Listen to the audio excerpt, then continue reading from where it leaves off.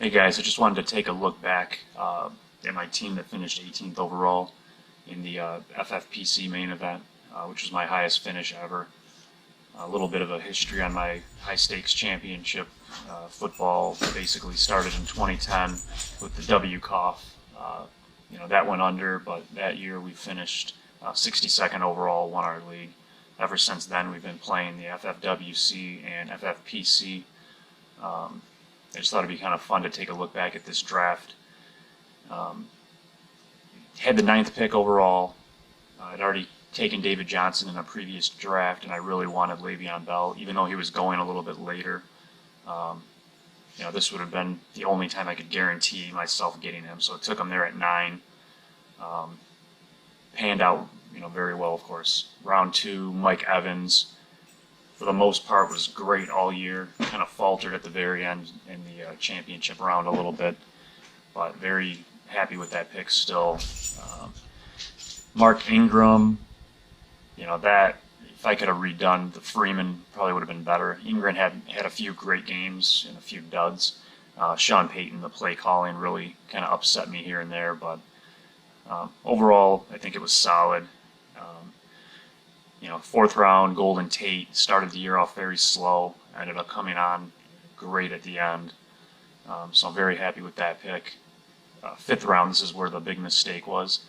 Um, I wanted to back up Le'Veon, so D. Williams was there. DeMarco Murray was my other consideration, and D. Williams was going between, I'd say, fifth and eighth round in the main event drafts that I was doing. So I kind of panicked and wanted to back up Le'Veon, so I took him hoping that Murray would fall to the next round. And as you see, that did not happen as he went with the next pick.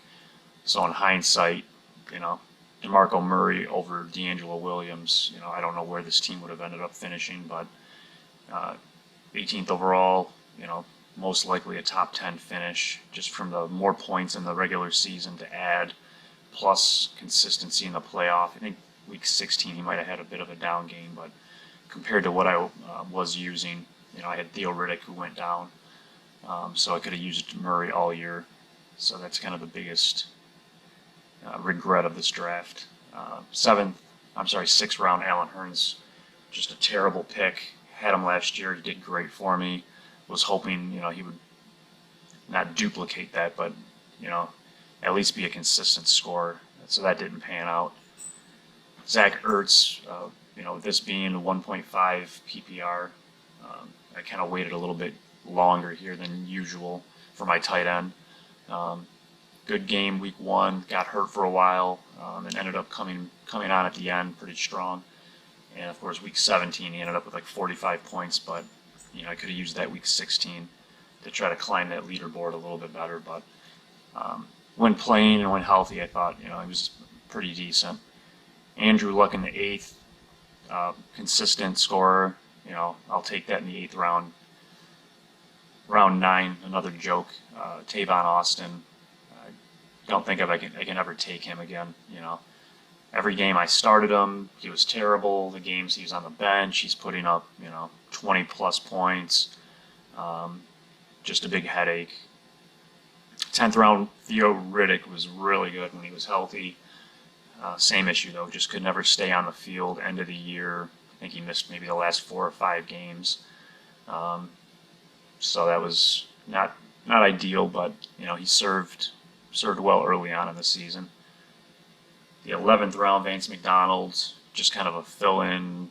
He had a couple big games, but he did kill me in the championship round. I think it was week 14.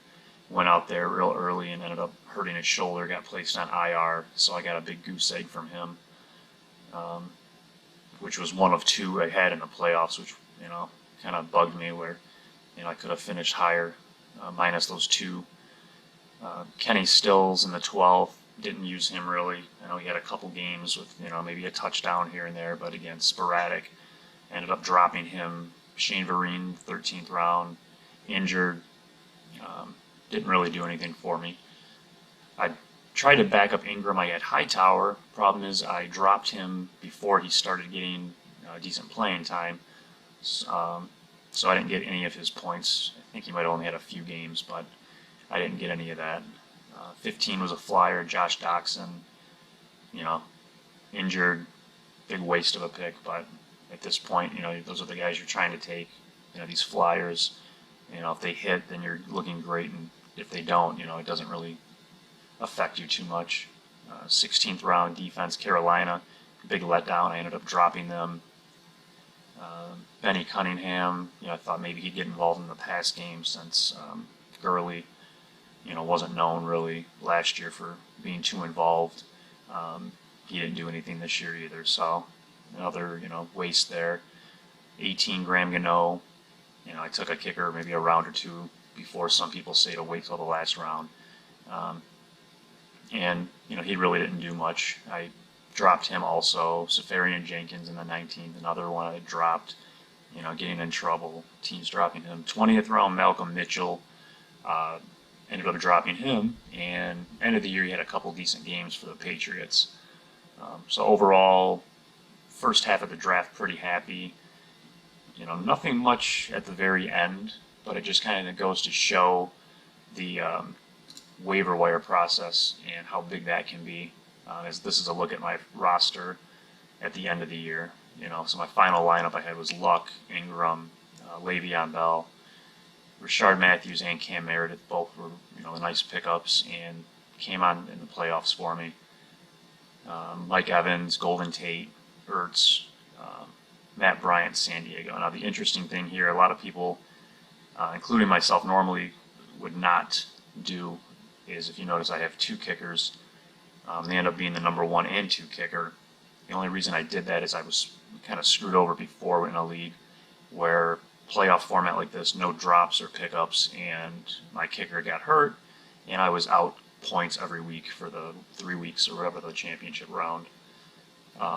So just to be safe, I took a backup, but it ended up costing me in the league playoffs quite a bit of money when I sat Tucker and started Bryant because I thought, the matchup was better and, he was in a dome.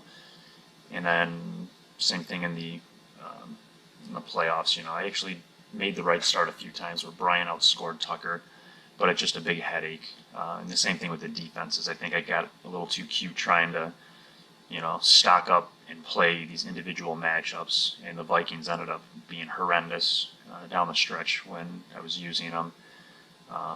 Should have just, maybe stuck with 1 or 2. San Diego, I think, was the most consistent of at least getting positive points.